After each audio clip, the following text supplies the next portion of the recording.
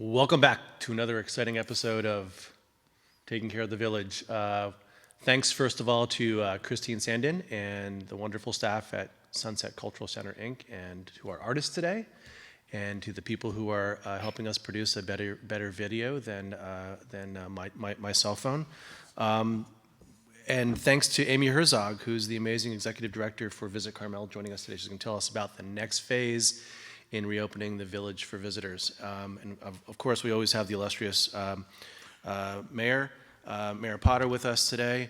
And then on Friday, I think Chief Tomasi and I are going to do a video with Bobby Richards, Councilmember Richards. He's got some things he wants to talk about as a past proprietor in hospitality, and he's got some thoughts he wants to share. So just real briefly, today is the 20th of May. It's about 1 p.m. in the afternoon, and on the budget, there's really no good news on the budget front.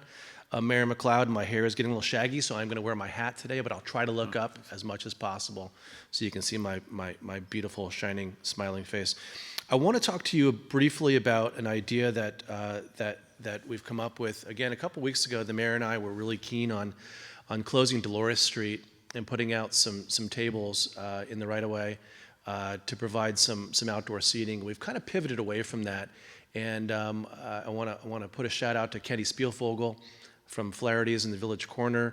He's come up with this concept or this desire to put out seating in the right-of-way, not close a street anymore. We've kind of gotten away from that, but put out some seating either in front of restaurants or in the parking spaces close to or immediately adjacent to restaurant storefronts, and I'm incredibly supportive. So the new call out here is that restaurants can apply to me and Marnie Waffle, my planning director, with a little site plan and an encroachment permit. You have to indemnify us, but we're really keen on approving outdoor seating through the end of the calendar year, provided it's done in an attractive manner and it's done safely. So the typical short-term encroachment, temporary encroachment permit is reviewed by myself, Chief Tomasi, Public Works Director, and Ms. Waffle in Community Planning and Building. So again, make it safe, make it pretty. Restaurateurs, you're going to be responsible for policing your patrons. This is not for at-table service, but again, this would be if you're providing to-go food and you're providing an outdoor space that's properly socially distanced, that's properly cared for. I'm entirely supportive. But again, it will be up to you to police your patrons and maintain the sanctity of the area, so to speak, and keep it clean. So that's what I have, Mr. Mayor. What do you have, sir? Well, I appreciate those comments, Chip. Amy, it's great to have you here. You've been working your tail off these days. Really appreciate your efforts. Very nice promos and videos you've been doing. They're excellent. Thank you. So I do think we are seeing a slight uptick in the economy here. I think those of us that get out around on a regular basis notice that there are more people on the streets and there are more people visiting. I want to thank the residents specifically for them being very responsible when it comes to following the health director's orders. I do think that next week we may see a slight improvement in the marketing of retail shops. Perhaps we'll be able to actually have indoor shopping. And that would be wonderful. But right now we're still playing by the rules that were set forth about a week or so ago. We are prepared, I believe, for the Memorial Day weekend. We have our beach patrols out. We have our closures in the same places, but I think we are going to have to count on the residents and the merchants being the responsible individuals. Some of our visitors don't quite understand that we do have rules that we have to play by in this community, and so we need to set the example for how we should behave. So I don't want to see restaurants or retail shops going out beyond the limits of what is allowed now. I think that is important. We don't need to really start marketing Carmel until we have the right position for our community to be open and running with new rules in place so we can dine in. I am very pleased that the Water Management District this Monday, went ahead and unanimously allowed outside seating to be moved, indoor seating to be moved outside, so that when we are able to have tableside service and those restaurants are forced to keep the 6-foot separation, that they'll be able to actually keep some of their seating by moving them outside. I think that's going to be very, very helpful. So Amy, to you, but really what a great job you've been doing. I really appreciate it. You and Jenny from the Chamber are really the workforce out there that are really getting the word out out. The weekly meetings that we have with the restaurant group at 8:30, the business roundtable at 8:30, the restaurant group at 11. A little bit of redundancy there, but still, it does make a difference as we stay in touch with the commercial sector. Well, thank you, Mayor Potter, so much, and thank you. Thanks for having me on the show. I'm a fan of the broadcast, and hi, Chip's mom. In all seriousness, never met Chip's mom. But really, in all seriousness, thank you for being so communicative with us and with the community. It's really helpful that there's just so much communication available for everyone. And I also want to acknowledge Visit Carmel's board of directors. They're a 10-person board. It's strictly volunteer, and these are people in the community, business owners that work tirelessly on behalf of the whole destination, despite having their own issues and hardships in this difficult time. Chip being one of those board members. And I just also want to make sure, for those who are not familiar, Visit Carmel is the destination marketing organization for Carmel-by-the-Sea. And the bulk of that funding comes from assessments on visitation, so guests who come and stay overnight in our hotels and eat in our restaurants. So it's obvious then that due to what's happening, we're going to be working from a much reduced budget for the remainder of 2020, and we're severely impacted by that. Back in mid-March, when this whole terrible situation came about, we knew that we had to do some things very quickly, and one of those was to become very conservative with our marketing dollars. So at that point, we put an immediate cease on all of our marketing, not just for the financial aspects, but so that we could assess the situation. We also knew it was going to be critical to be very empathetic to the health and safety issues of not only our visitors, but also of the community.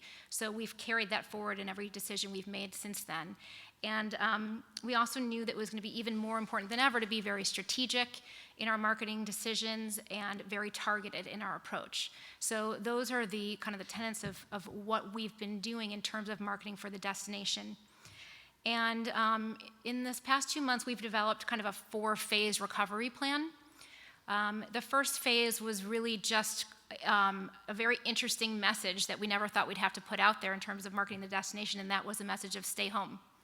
So we developed a campaign that informed our fans that now is the time for them to stay home and not visit while we kept Carmel safe. And we did that with a video, which some of you probably saw, as well as some additional messaging.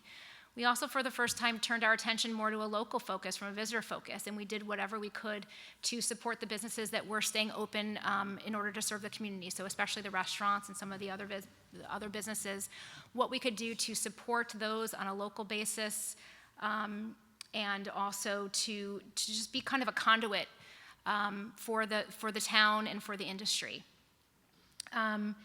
But now we've started to see a shift. We're in May now, it's been about 2 months, and we're starting to look a little more toward recovery. And while leisure travel is not allowed, and we don't intend on doing anything to directly go against that ruling, we are shifting a little more into communicating with our visitors again. They want to know what's going on, and we're putting out a message that it's okay to start dreaming about when you can return.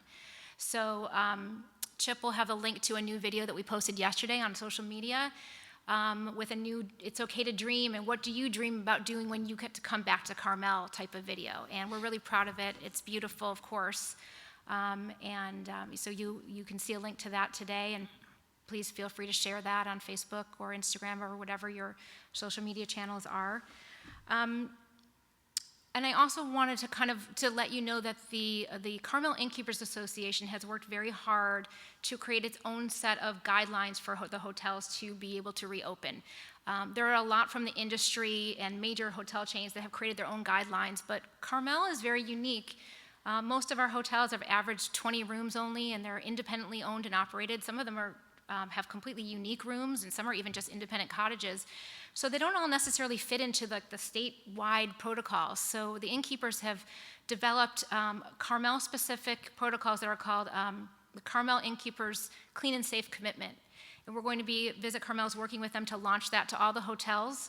And the idea here is that as a destination, we can assure our visitors that we are paying attention to their health and their safety. But at the same time, these protocols make it very clear that our expectation is of our visitor to also maintain those protocols. So there's an education that's part of it, and that our visitor, before they even get here, are informed, and then upon arrival informed that there are certain expectations of the visitor. Because just as important as it is to us to assure our visitors that it's safe to come here, we want to also assure our business owners, our employees, and the local residents that it's just as important that they feel safe and that we're paying attention to that. Amy, I Yeah. love that. I love that because it's consistent with the message that we typically have, which is to love Carmel like a local, appreciate our natural and built environment and the people who live here. This is not Disneyland, and the whole message of sustainability. Right, and we've always been very attuned to the residents. It's a small town, and it's really important that we all work together and listen to each other, and this is an extension of that. And I do feel that this whole situation has brought to light even more how important it is to coordinate our efforts and how interdependent we all are on the visitor economy here. And I think there's a new understanding and appreciation of what all the different organizations do. So that's one of the silver linings. We are going to be ready to promote the destination when it is the right time. So we are preparing what that campaign will look like, and we'll be ready to push that button at the right time, but not until that time. So I just wanted to point that out. And I also wanted to mention that we do feel that Carmel-by-the-Sea is very well positioned for recovery. Our natural assets, our open spaces, our low density, our fresh air, our beach, those small independent hotels that most don't even have hallways or elevators. You exit your room right into the outside. It's walkability. Even people's nostalgia for Carmel and the feeling of safety here all will play very well into recovery, we feel, and not to mention the fact that we're very well located for a drive market audience and visitation. So, sometimes from these crises come all sorts of new ideas, being creative, case in point with the restaurants, and who knows what kind of really cool things might come out of all of this. And I just wanted to end by just reassuring everyone again that, we're going to work tirelessly and carefully and strategically toward recovery for the destination. And I know that we will get to the other side of all this. It may look a little different than it's been, but we will get there, and we'll be getting there together. Well said. So, thank you. Oh. You didn't quote Rahm Emanuel Yeah, today. You got close to it. I got close. All right. I made it my own this time. Right on. Well, thank you. Thank you so much for your Sure. vision and your tireless energy. We're grateful for it, and I think the village is better for you in it, even though we live in Pacific Grove. All right. Anything else, Mr. Mayor? No, I think that's it. Really, Amy, you did a great job. And again, I'd just like to thank the residents for their patience, their understanding. Shop local's never been more true and more valuable. And the support you've shown for the restaurants by going ahead and dining out on a regular basis, getting food to go has been wonderful. I really appreciate that. So as a community, we work together to stay together, to thrive, and we're doing a damn good job, if you ask me. Damn good. Damn good. All right. That's it.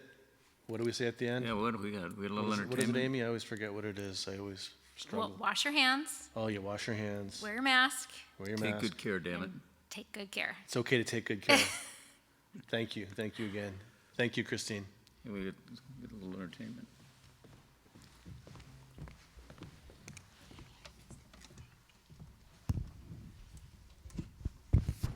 Thank you, everybody. We were involved in the Visit Carmel Board as an organization for the early years of its organization, and I want to commend Amy and the board for all the hard work they're doing. And we fully understand our place in this ecosystem as well, and we're very much looking forward to the day where we can return with live performance in this theater and drive people into our restaurants and our hotels again. But in the meantime, we're doing what we can to entertain you, and I'm very pleased to introduce our musical guest today, who's just a wonderful singer-songwriter who's originally from Mexico, is a Berkeley alumnus, and I think you'll very much enjoy what you're about to hear. And I also just want to let you know that if you don't know already, he will be doing a live stream tonight from our terrace stage between 6 and 7 p.m., and you'll be able to find that performance on our YouTube channel. And additionally, our partner Carmel Bell has wonderfully agreed to, if you order dinner from them tonight before the performance, and they're only open till 6, so make sure you put your order in before then, they are donating 10% of their dinner proceeds back to the Sunset Center. So we're very pleased about collaboration all around, and I agree with Amy, there are always silver linings. So without further ado, I'm going to get off camera and move out of the way and introduce Johan Sotelo.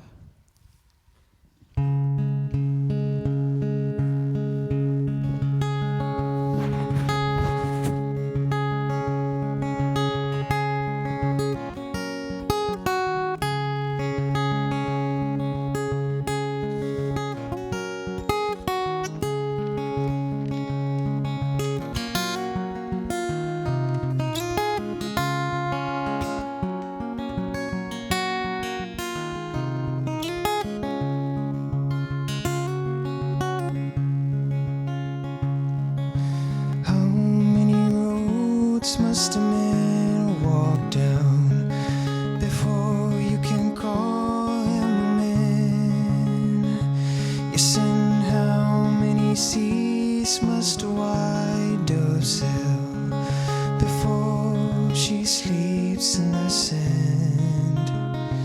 Yes, and how many times must the cannonballs fly before the forever bend? So my friend, it's blowing in the wind. The answer is blowing in the wind.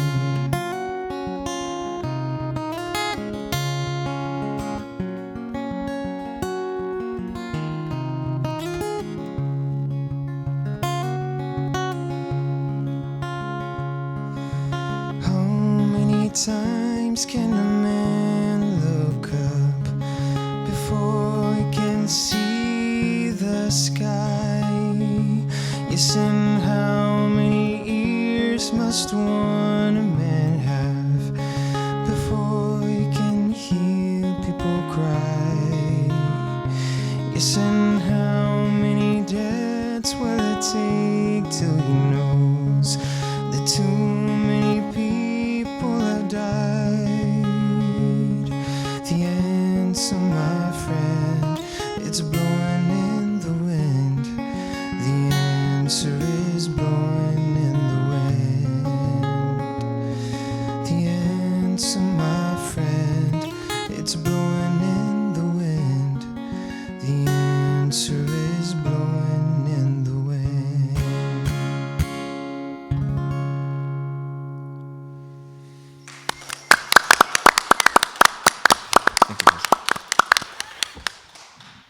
I always come away from these events feeling like so untalented.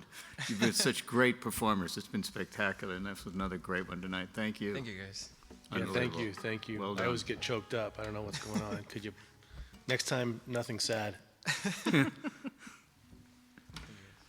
Thank you.